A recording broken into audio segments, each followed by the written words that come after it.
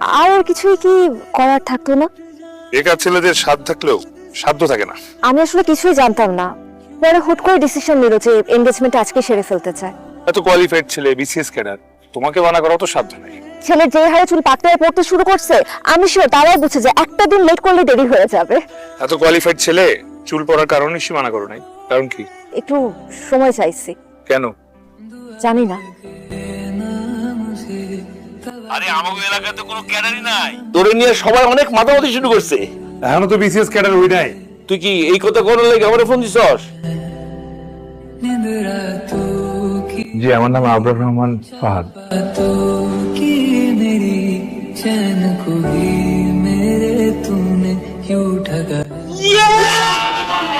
আর কি হইছে?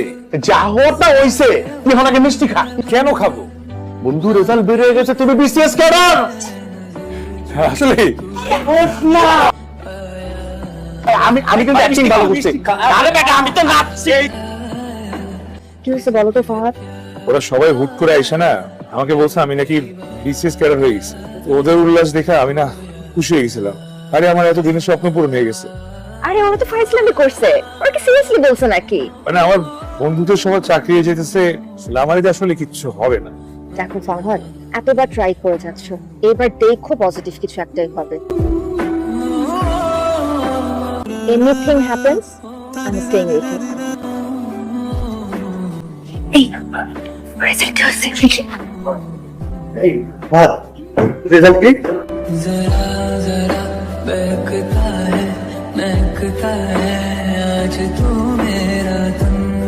Extremely sorry.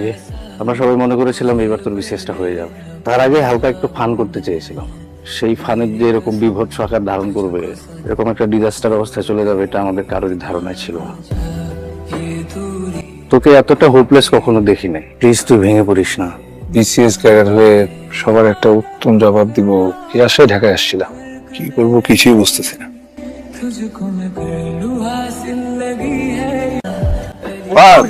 কেমন আছো? জি আঙ্কেল, ভালো আছি। আপনি যাচ্ছ কোথায়? এই বাসায় যাচ্ছি। তোমার পরীক্ষা কেমন হলো? জি আঙ্কেল, ভালো। এই বিসিএস এ তোমার ট্রান্সফার হয়ে গেলে অ্যাঞ্জেলিনাকে নিয়ে তোমার গ্রামের বাড়িতে বেড়াতে যাবো। আচ্ছা আঙ্কেল, অ্যাঞ্জেলিনা কি আপনার এই পোষা বিড়াল? সে আমার পোষা বিড়াল হবে কেন? অ্যাঞ্জেলিনা আমার একমাত্র মেয়ে। হোস্টেল থেকে যখন ওই ছুটিতে আসবে তোমার সাথে পরিচয় করিয়ে দেবে। Sorry uncle, sorry. আমার কেন জানি মনে হচ্ছে কি জানি লুকাচ্ছ। কি হয়েছে বলো তো? আমি কালকে ঢাকার বাইরে চলে যাচ্ছি। কবে আসবে? আমার ব্যাংকে জব হয়েছে, 1 তারিখে জয়েনিং। এটা তো খুব ভালো খবর। কোথায় পোস্টিং? রাজশাহী। ফাহাদ, তুমি এবার মনোযোগ দিয়ে ইন্টারভিউটা দিও, দেখো এবার ঠিক তোমার স্বপ্ন পূরণ হবে। আমি তো বাবার কাছে আবারও সময় চেয়েছি, আমি তোমার অপেক্ষা করব।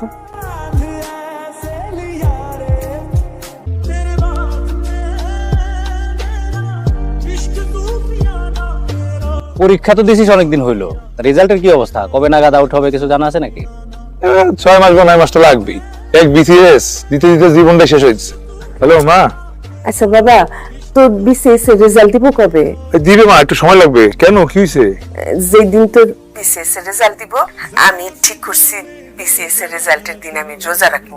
ইনশাআল্লাহ এইবার তোর রেজাল্ট খুব ভালো হইব। চিন্তা করো না, আল্লাহ যা করে ভালোর জন্য করে। হ্যাঁ, রাখি এখন। আচ্ছা।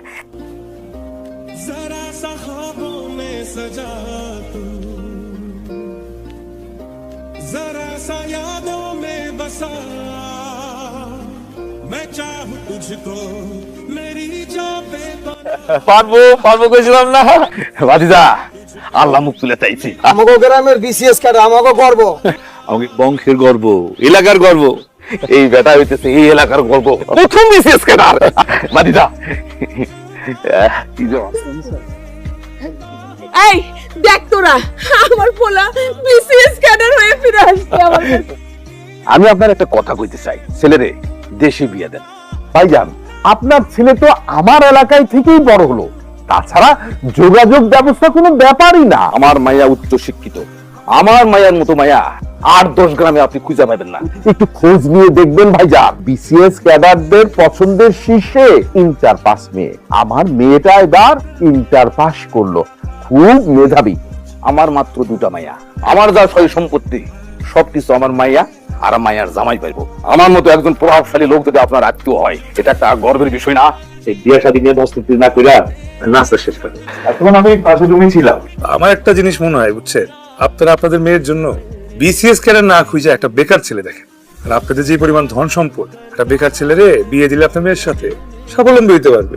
এত পরিমাণ ধন সম্পদ দিয়ে একটা কর্মসংস্থান খুলেন, দেশের বেকারত্ব দূর করেন। যারা বেকার থাকতে ঘুরতাই করে, চাকরি পাইলে হুমড়ি খেয়ে পড়ে, তাদের সাথে আসলে আমার সম্পর্ক করার কোনো ইচ্ছা না।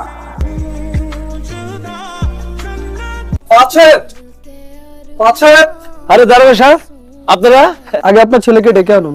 আজকে আমার ছেলেটা বিসিএস করার পর থেকে কত লোক যে দেখা করতে আসছে। আপনারা ভিতরে গিয়ে বসেন। আমরা বসতে আসিনি, আপনাদের ছেলেকে ডেকে নিয়ে আসুন। পাঁচে বিসিএস ক্যাডার না হয়েও বিসিএস ক্যাডারের পরিচয় দিয়ে বিভ্রান্তি ছড়াচ্ছে। তাই তো বলি, এরকম একটা ভাদাইমা পোলা সে হবে বিসিএস ক্যাডার। এই মেম্বার, আস্তে কথা কও। না, আমি এটা কিছুতেই বিশ্বাস করি না। ফাহাদ! ফাহাদ! বাবা দরজা খোল, বাবা দরজা খোল! এই ফাহাদের বাবা! ফাহাদ দরজা খুলে দে তো!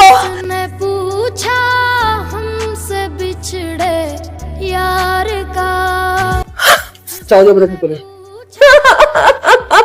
बिछड़े यार का उसको सीने से আব্বা, তোমাদের আমার কিছু কথা বলা দরকার। কই বাসন? আমি আসলে বিসিএস ক্যাডার হইতে পারি না। সবাই যা জানো, আমি যা জানাইছি সবটাই মিথ্যা। এই মিথ্যাটা আমি বলছি আসলে তোমাদের মান সম্মানের ভয়ে। জীবনের 5টা বছর আমি বিসিএস এর পিছনে দিয়ে ফেলেছি। সেই সময়টা নষ্ট হওয়ার ভয়ে আমি অনেকবার আত্মহত্যার কথা চিন্তা করছি। বলে রশি মন্ত্রী দিছি একবার, এই মিথ্যার দায় থেকে আব্বা আমার তুমি মুক্তি দাও। কাঁদিস, আমার ঘাট কাঁদিস। আমার কাছে তোর জীবনের থেকে বড় কি আছে রে? কেন হইতে পারিস না? তুই কি হয়েছে? জীবনের সবচেয়ে বড় সত্য হইতেছে তুই বেঁচে আছিস। বাসন তুই শুধু পয়সা থাক, বাসন শুধু পয়সা। जिंदगी एक प्यास बनकर रह गई जिंदगी না, আমি কিন্তু বিসিএস ক্যাডার হইতে পারিনি আসলে। আমি জানি, আঙ্কেল আন্টি বলছে আমাকে, তুমি হয়তো একজন বিসিএস ক্যাডার হইতে পারো নাই, কিন্তু আমার সামনে এই মুহূর্তে একজন সফল মানুষ দাঁড়ায় আছে। অনেক অনেক শুভকামনা একজন সফল উদ্যোক্তা হয়ে ওঠার জন্য। প্রতিটা সফল পুরুষের পিছনে কিন্তু একজন নারীর হাত থাকে। আমারও ছিল, ছিল, এখন নাই। আছে কিনা আমি শিওর না আসলে। বাবার থেকে শেষবার যে সময় নিছি সে সময় কিন্তু প্রায় শেষ হয়ে আসতেছে। তোমার যদি চুল দাড়ি পড়তে আর পাকতে শুরু করে, আমি কিন্তু তোমাকে টাইম দিব না বিয়ের জন্য।